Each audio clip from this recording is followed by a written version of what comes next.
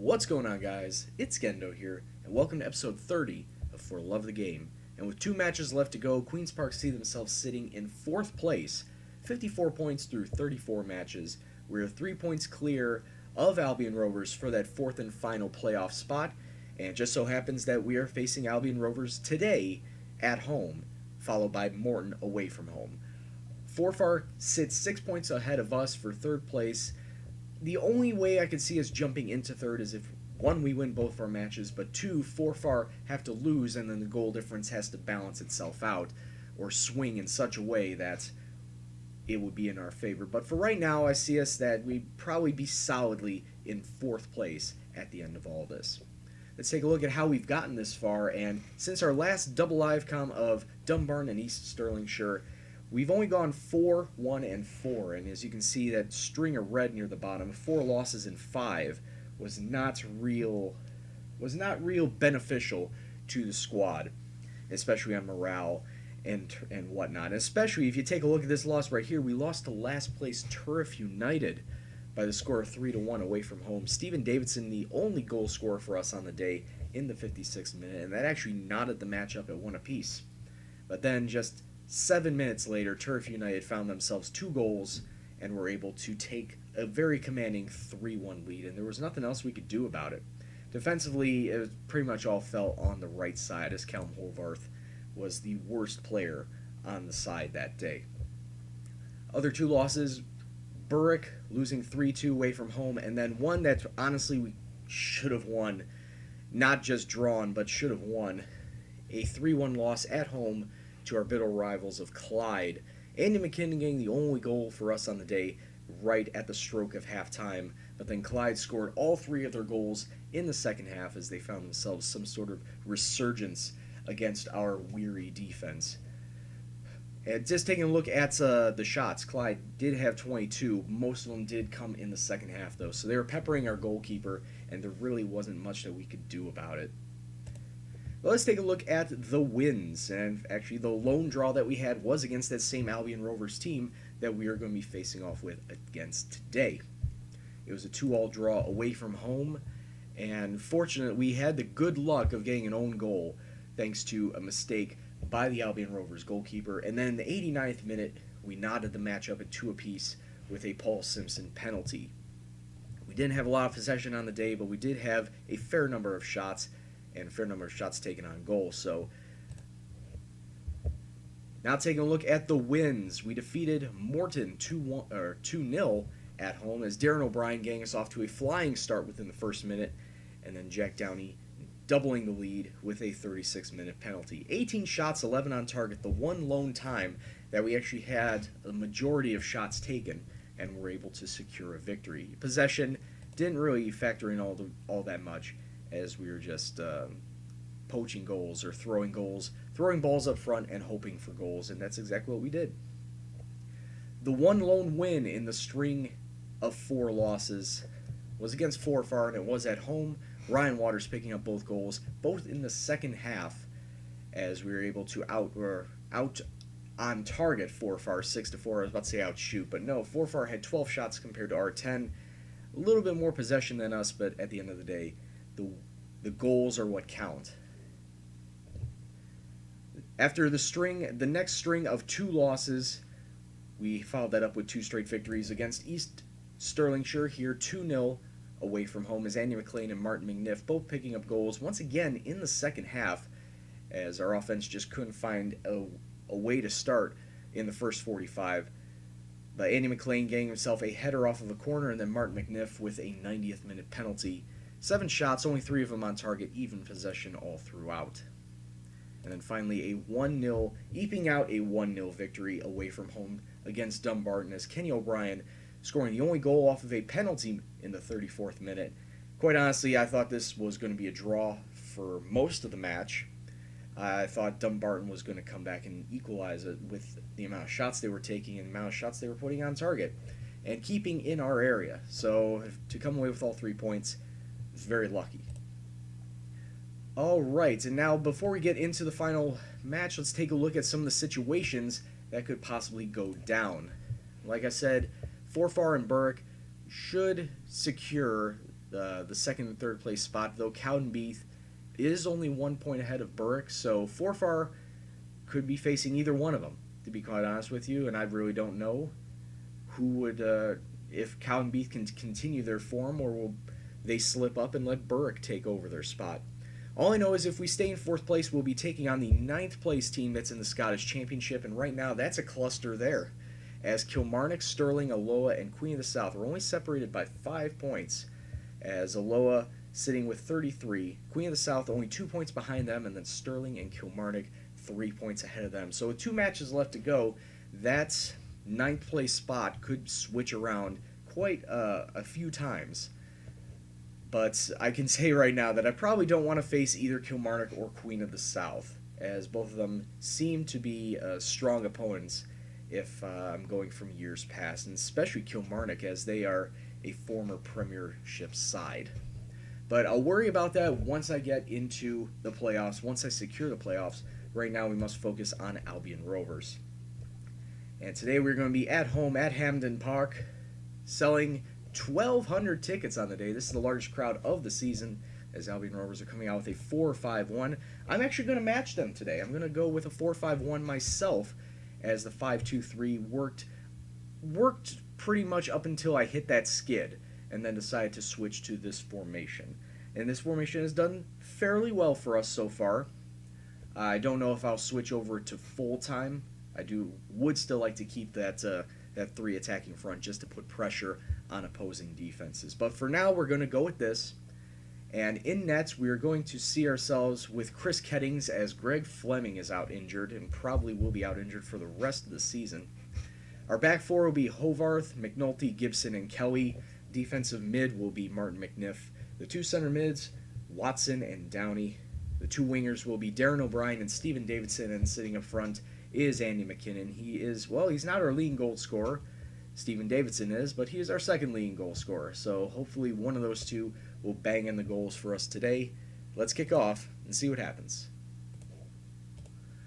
Alright, team talk went fairly well. So now we kick off. Of course, we're going to be in the black and white hoops as we are at home, and Albion Rovers in the red and orange. And already within the first minute, we did have a nice attacking chance, but now Albion Rovers cut that out and are looking to hit us on a counter. Oh, would have been a nice long ball forward. We need to keep on to possession. We cannot let Albion Rovers hold on to the ball for too long, because, quite honestly, teams have been doing some great passing movements like that, and Albion Rovers get themselves up 1-0 after just the first minute, actually first 2 minutes. So we're off to a very roaring start, as we've already given up a goal using this formation. I may switch back just at halftime, just to see if there's anything that can change, if there's anything that we can change. But right now, 22 minutes gone, there still is yet to be another highlight. Tell the boys to push forward. We've only taken 1 shot total. The game has not given us that highlight. Time is still just ticking away. Good Lord, and time just goes all the way to halftime without so much as a whimper for us. We did apparently have 10 shots, and one of them being on target. The game decides not to give us any of those highlights. I definitely need to tell them to change it up just quite a bit. So what I'm going to do now is I'm going to switch to this formation, switch a couple of things around, and push, just get the 3 attacking front in a little different manner. Yes, I do have the 4v1, but with this formation, the wingers obviously push up to strikers, and since most of my wingers can play striker position, we're going to go with this and then throw the kitchen sink at him, really, to try and to get a goal and tie this match up.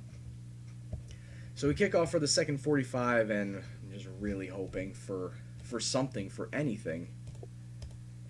But after 60 minutes, there still is nothing on our side, and time continues to just tick away.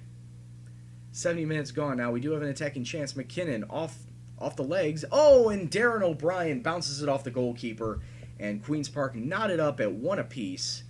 This is probably the best result I can hope for right now. Is if we hold on to this draw, we will still be above Albion Rovers, but we need to hope to secure a draw on the last day to keep us in 4th position. So I'm going to make a couple subs here now, and Connor Renner's going to be coming in for Jack Downey, and do that. 2 subs, 20 minutes left to go in this match. It's 1-1, thanks to the Darren O'Brien goal. I don't like highlights directly off kickoffs. This is more than likely it's going to end up bad news for me, but Alexander with a great tackle there. Gets through to McNiff. McNiff through to O'Brien, who's on goal. Ooh, fingertip save by the Albion Rovers keeper. Could have been a quick double strike for Queen's Park, but instead, corner just gets cleared away out to touch. 10 minutes left to go in this match, and I'm going to make one final sub, basically on the back line, since Danny McNulty's been playing rather crap. So just close down, or tighten up, I should say. Tighten up. 2 minutes left to go of stoppage time, and that's pretty much has all gone to waste. There's now 10 seconds left to go in this match. It looks like it will end up in a 1-1 draw. One final attack. Trying to play through the center. No, ref blows whistle. He's seen enough, and that's it. Full time here at Hampden Park. Queen's Park and Albion Rovers with a 1-1 draw. So we will stay in 4th place, but that just means we need to come away with at least a draw on the final match day to keep our 4th place position. And we had 15 shots. Albion Rovers only 5. We're going to take a look at those match stats once again. Yeah, 15 shots, only 3 of them on target, though. Could have been a lot better. Relatively even possession, whatever. All right, so we're going to be going to Morton. Morton away, and Albion Rovers will be taking on Dumbarton. Albion Rovers have not beaten Dumbarton this season just yet. Hopefully they don't pick up a result there while we pick up a result in Morton. So don't go anywhere. We'll be right back. All right, final match of the season. Queen's Park taking on Morton away from home. Only 1,800 people coming out to see this at Greenock. And they're going to be coming out with 4-5-1. As I've said before, it looks like Scotland are reverting to a 4-5-1 formation and trying to keep played through the middle of the park. But we've gone back to the 5-2-3 that's worked wonders for us in the last 2.5 seasons. And the lineup sets follows. Kettings and Nett, McLean, McNulty, Gibson, the back 3. Alexander and Hovarth will be the 2 wingbacks. Sitting in the center, Watson and Rennie. And then up front, the 3 strikers of McKinnon, Davidson, and Waters. We need a draw. We need at least a draw. I feel we can get that draw, that 1 point, to help seal us that final playoff spot, but we can only hope to see what happens. And we kick off, and of course we're going to be in the black and white hoops. Morton, white and blue. If this match just continues ending up in a 0-0 draw, I wouldn't be too miffed. Because like I said before, a draw would put us into that 4th and final playoff spot. It would secure us that 4th place. But it just would not be good for you guys watching this. 17 minutes gone. We do have an attacking chance. McKenna throws it into Stephen Davidson, and Stephen Davidson, securing his 18th goal of the season, makes it 1-0. That was a beautiful shot, slotting into the bottom right corner of the net. Almost at the half-hour mark, we do have a corner. Rennie gets it back out. Oh, tried to get it into the box, but really needed to pass it off instead of trying to take it in himself. And now Morton looking to come on the counter. Driving deep into our zone. Nobody on the other side. Defense really needs to close him down. It's a good save, but the rebound falls to a Morton player. Kyle Miller picking up a goal for Morton and knots it up at 1 apiece. Defense really needs to learn how to close players down.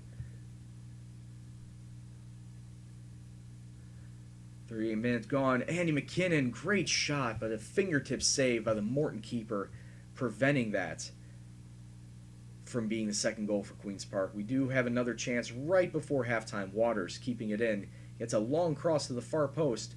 Falls to Hovarth, who finds Nobody in particular. Rennie to Waters. Waters cannons it into the top of the net, and Queens Park are up 2-1 right before halftime. It's been relatively even throughout the match. Queens Park with 6 shots, Morton with 5. On-target shots of 4 and 3 respectively, and we go into halftime up 2-1. Definitely room for improvement, especially on the defensive side, because we need to mark players a little better defensively. So need to close down. Oh, they switched it up. They switched up to a 4-2-2, or sorry, 4-2-4. Now I need to swap my tactics. Nope, weaker.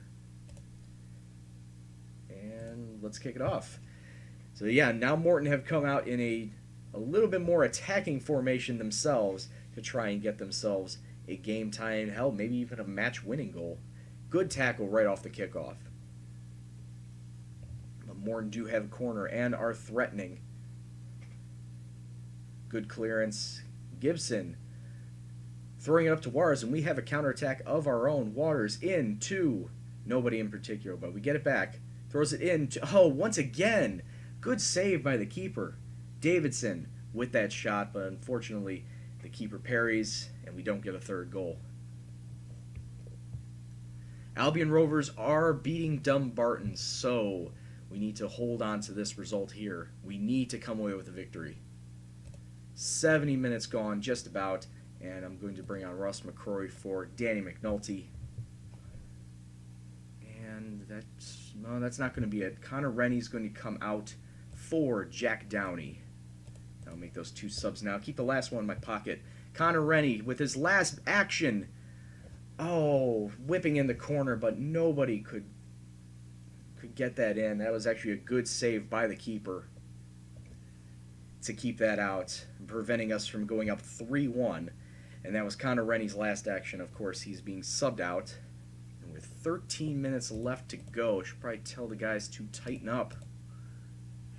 Preserve this lead. Preserve this victory.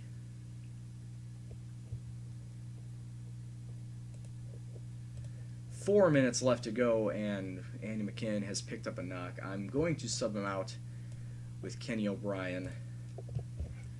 I'd rather not take my chances and hope that it's not serious. That's if we get into the playoffs, that he can still play in that time. 4 minutes of stoppage time. Almost all gone. Morton with one final attack, and the ball just goes sailing over the crossbar. It was dangerously close to a match-tying goal late. But Queens Park do come away with the victory, 2-1 away from home, and we seal ourselves in 4th place. Now, we must, of course, take a look and see who we will be facing. But let's just tell them out. There are the stats. Morton, 12 shots, only 3 of them on targets. We had 10 and 6, and possession relatively equal.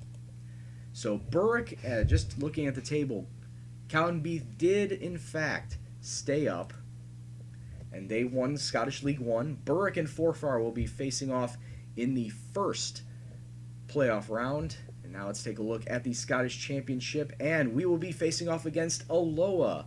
Alloa we faced off I want to say last season, 2 seasons ago maybe as well, so we should be familiar with how they play, but at the same time, they are a really tough team to play. They were rightfully deserved to go up to the Scottish Championship last season, but now that it sees them trying to stay up in the championship, and we are their first opponents. Queen of the South, of course, being relegated automatically.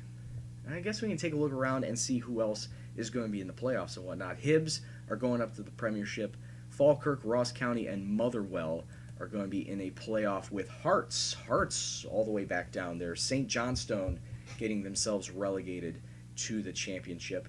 And currently, with 3 matches left to go, Aberdeen is leading the Scottish Premiership with St. Mirren only 4 points behind them. Celtics, surprisingly, 11 points behind Aberdeen, so there's no way they can win the Premiership this year. So it's all coming down to Aberdeen and St. Mirren.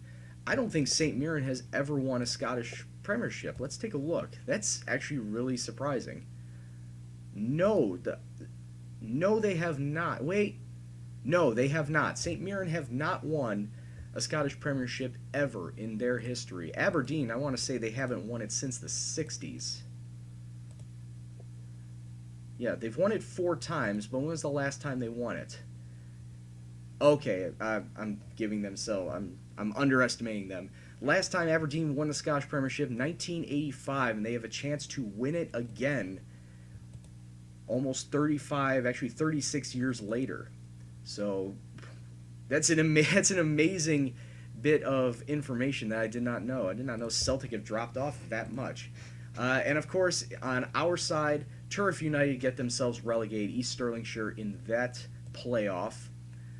And they will be, along with Arbroath, Airdrie, and Brechin from League 2, Stranraer seeing themselves up into League 1 for next season, and Ayr, for the second year in a row, found themselves at bottom of League 2 and will face off against, well, whoever it is they will be facing off from Highlands or the Lowlands League to try and stay up in League 2.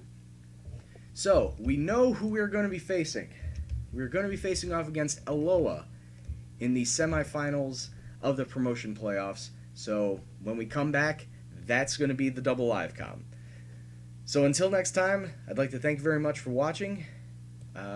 Didn't see any injuries, so that's good.